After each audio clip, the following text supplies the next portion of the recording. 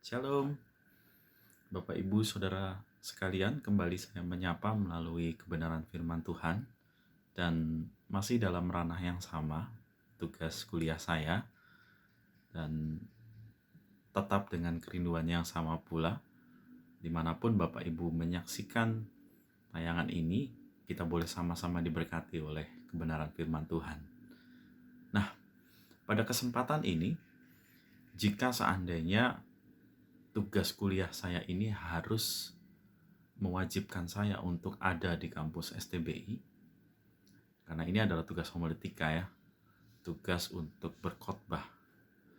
Semisal hari Senin jam 10 pagi saya sudah dijadwalkan untuk tugas khotbah di kampus STBI, maka saya akan melakukan segala persiapan dan akan berangkat pada hari Minggu sore, tepatnya jam 6. Karena apa?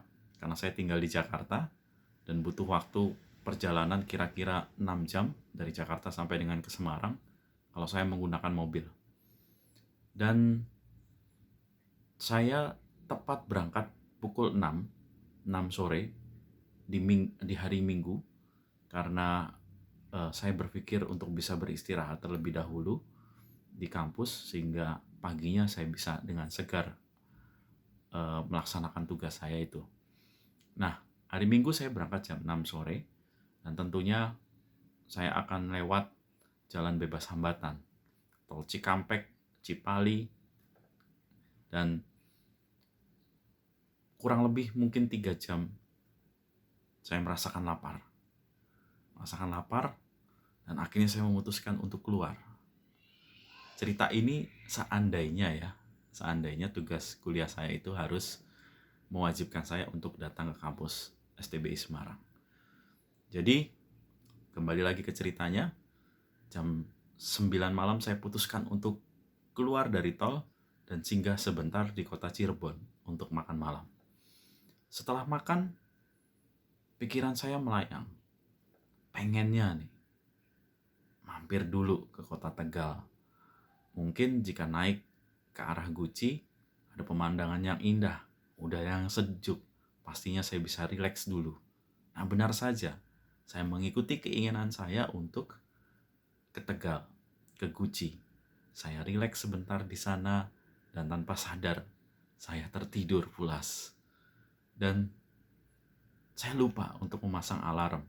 Hingga pagi-pagi jam 6 saya terbangun dan sadar bahwa saya harus berangkat buru-buru untuk bisa sampai ke Semarang.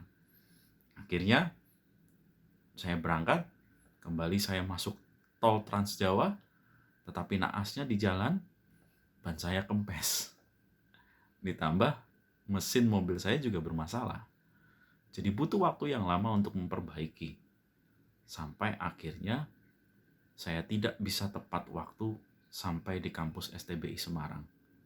Tentunya ketika saya tidak bisa tepat waktu sampai di kampus STBI Semarang, ada konsekuensi yang harus saya tanggung.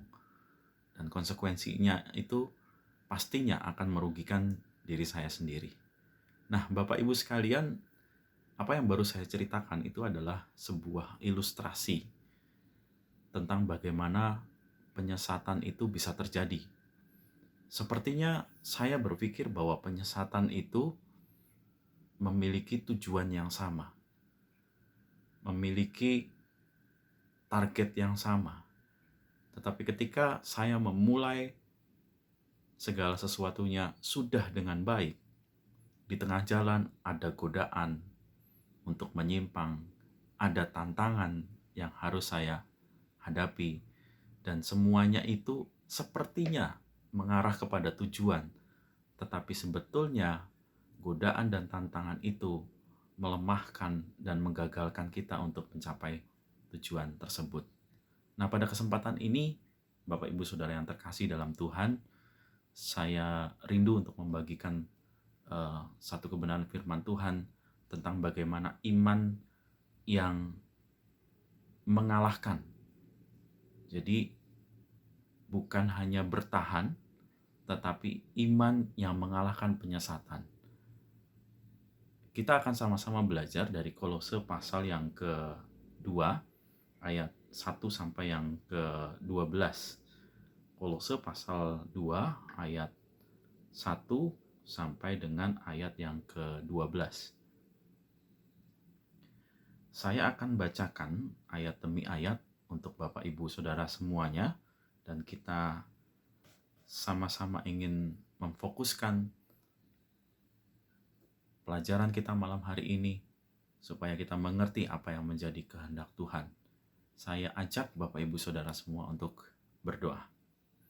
Kami mengucap syukur Tuhan buat kesempatan ini, bahwa tidak ada satupun yang terjadi di luar daripada kehendak-Mu, dan kami menyerahkan sepenuhnya Tuhan apa yang hendak kami pelajari, agar sungguh-sungguh kami dapat mengerti apa yang menjadi kehendak-Mu dalam kehidupan kami, dan menjaga iman kami tetap bertumbuh, bahkan berbuah lebat bagi kemuliaan nama-Mu. Dalam nama Yesus, Engkau memberkati setiap kami. Haleluya. Amin. Nah, Bapak Ibu Saudara sekalian, saya akan mengajak kita semua untuk membaca dari Kolose pasal 2. Mari kita fokus dulu ke ayatnya yang pertama, kedua, dan ketiga. Ya, pertama, kedua, dan ketiga. Sebagai latar belakang daripada Kolose ini, sebetulnya Paulus itu bukan pendiri jemaat di Kolose. Dan Paulus juga boleh dikatakan belum pernah bertemu ataupun menjumpai jemaat di Kolose.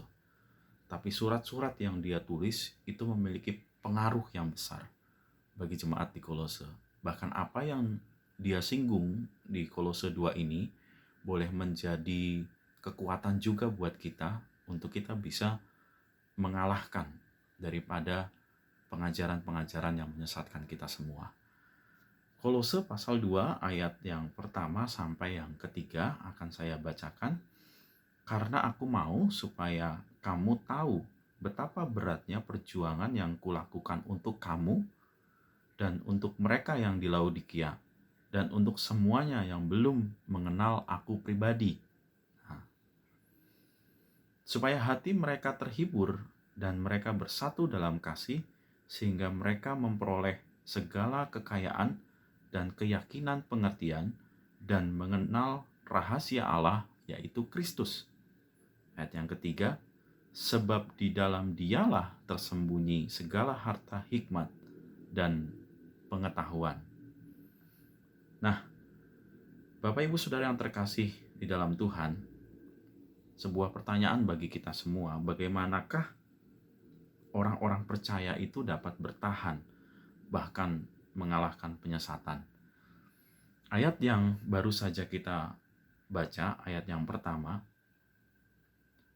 ada sebuah ungkapan Paulus di mana dia menyatakan bahwa dia bekerja keras, dia melakukan segala daya dan upaya dengan gigih supaya ada orang yang bisa mendengar Injil dan bahkan ada orang yang bisa diselamatkan.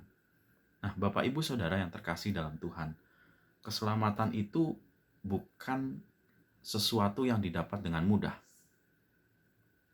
Keselamatan itu bukan sesuatu yang didapat dengan mudah. Pernahkah kita berpikir seperti ini?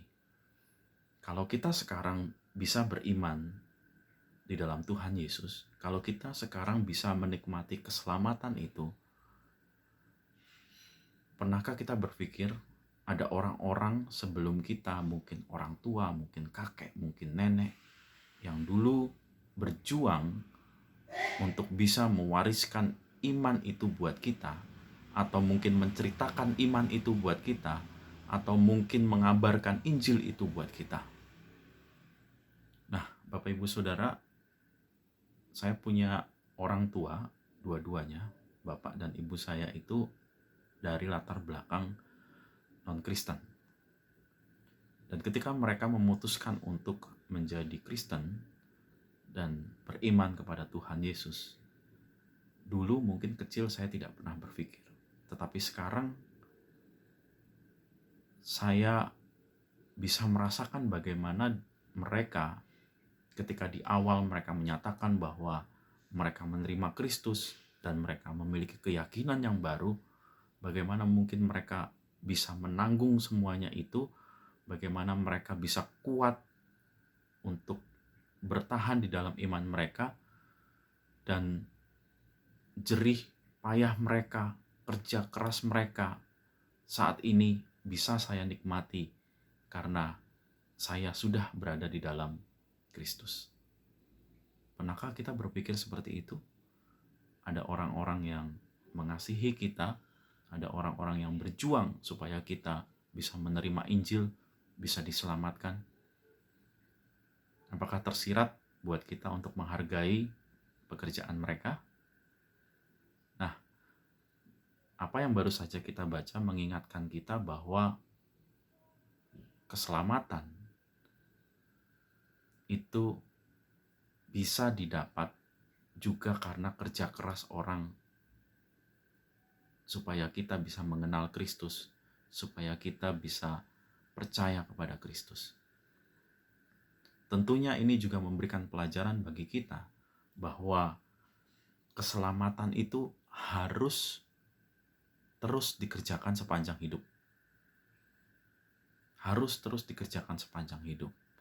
Keselamatan itu tidak boleh hanya berhenti sebatas percaya saja. Apa yang dikatakan oleh Rasul Yakobus ketika dia berbicara tentang iman dan perbuatan, itu betul adanya Bapak Ibu Saudara, bahwa iman tanpa perbuatan itu mati. Kata percaya dalam bahasa Yunani pisteo itu merupakan kata kerja Bapak Ibu Saudara. Jika itu adalah kata kerja, maka harus ada tindakan. Ketika kita berkata bahwa kita percaya, harus ada buahnya dan harus dinamis, terus berjalan, terus bekerja, terus berbuah. Kita tidak bisa berkata kalau kita percaya tetapi kita tidak mengerjakan apa-apa. Nah, Bapak Ibu Saudara, kalau kita ingat ada sebuah ilustrasi yang diberikan oleh Tuhan Yesus, perumpamaan tentang talenta. Masih ingat ya, ada yang mendapat 5 talenta, ada yang mendapat 2 talenta, ada yang mendapat 1 talenta.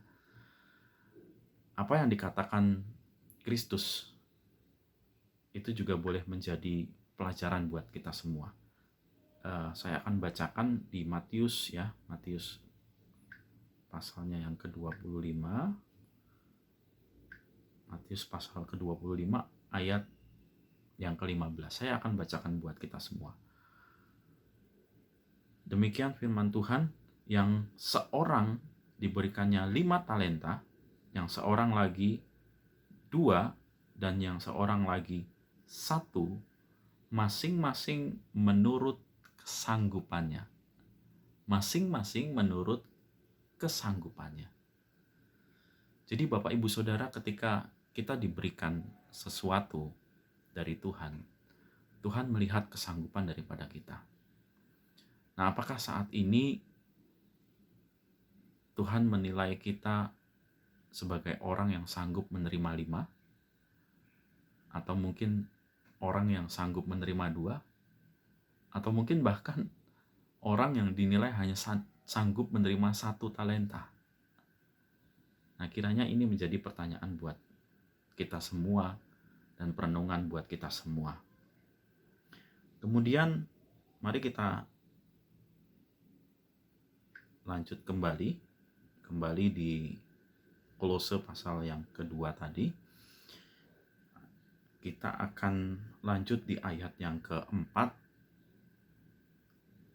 5, dan ayatnya yang ke-6. Saya akan bacakan kembali buat Bapak Ibu Saudara. Hal ini kukatakan supaya jangan ada yang memperdayakan kamu dengan kata-kata yang indah. Sebab meskipun aku sendiri tidak ada di antara kamu,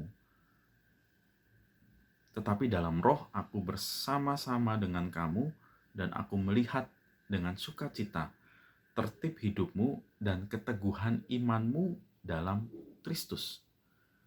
Ayat yang ke-6, kamu telah menerima Kristus Yesus Tuhan kita. Karena itu hendaklah hidupmu tetap di dalam Dia. Saya lanjutkan langsung ke ayat yang ke-7, karena ini merupakan satu bagian. Hendaklah kamu berakar di dalam Dia, di dalam Kristus, dan dibangun di atas Kristus. Hendaklah kamu bertambah teguh dalam iman yang telah diajarkan kepadamu, dan hendaklah kamu melimpah dengan syukur. Apa yang baru saja kita baca, ini merupakan satu ungkapan yang jelas buat kita semua. Apa yang kita bisa pelajari dari apa yang kita baca baru saja? Yaitu, jika kita ingin memiliki iman yang dapat mengalahkan daripada penyesatan, kita harus tetap tinggal di dalam Kristus. Iman yang mengalahkan penyesatan adalah iman yang tetap tinggal di dalam Kristus. Ingatkah Bapak Ibu Saudara tentang perumpamaan pokok anggur yang benar? Di sana Tuhan mengatakan bahwa di luar Aku, kamu tidak bisa melakukan apa-apa. Ini satu kebenaran yang boleh kita renungkan bersama-sama. Bahwa ketika kita ingin mencapai daripada tujuan yang sudah ditetapkan Allah, dengan tidak kalah daripada godaan dan tantangan, kita harus memiliki iman yang tetap tinggal di dalam Kristus. Kemudian selanjutnya Bapak Ibu Saudara, ayat yang ke-8 kita akan membacanya. Saya akan bantu membacakan buat Bapak Ibu Saudara. Hati-hatilah supaya jangan ada yang menawan kamu dengan filsafatnya yang kosong dan palsu, menurut ajaran turun-temurun dan roh-roh dunia, tetapi tidak menurut Kristus. Saya percaya Bapak Ibu semua sudah familiar dengan yang namanya rupa-rupa penyesatan. Ya. Apa yang dikatakan Paulus ini, jika kita mungkin selidiki relevansinya pada zaman sekarang, kalau pendapat saya pribadi, ini masih sangat relevan. Ketika berbicara tentang filsafat masa kini, tentang budaya modern, tentang guru-guru yang palsu, pengajaran-pengajaran yang palsu, itu semua masih relevan dengan keadaan yang sekarang. Bicara tentang filsafat, mungkin yang sekarang sedang tren, gaya hidup, hedonisme, di mana orang memuaskan keinginannya, dan dengan memuaskan keinginannya itu berarti bahwa kepuasan secara duniawi itu kebahagiaan atau kehidupan yang benar mereka sudah dapatkan dari semuanya itu. Gaya hidup hedonisme, budaya-budaya modern yang sepertinya semuanya berkedok budaya, tetapi sebetulnya itu membawa kita kepada dosa, kepada hal-hal yang tidak berkenan di hadapan Tuhan. Kemudian guru-guru palsu. Kalau bicara tentang guru palsu, filsafat, budaya ini, ada satu film yang mungkin sedang tren minggu-minggu yang lalu di platform digital penyedia film. Mungkin Bapak Ibu Saudara pasti tahu ya, tentang ada satu ajaran sesat yang berkembang di Korea Selatan dengan pengikut sampai ribuan orang, bahkan kebanyakan pengikutnya itu adalah pemuda-pemudi, karena ajaran itu berkembang di daerah di mana kampus-kampus berdiri.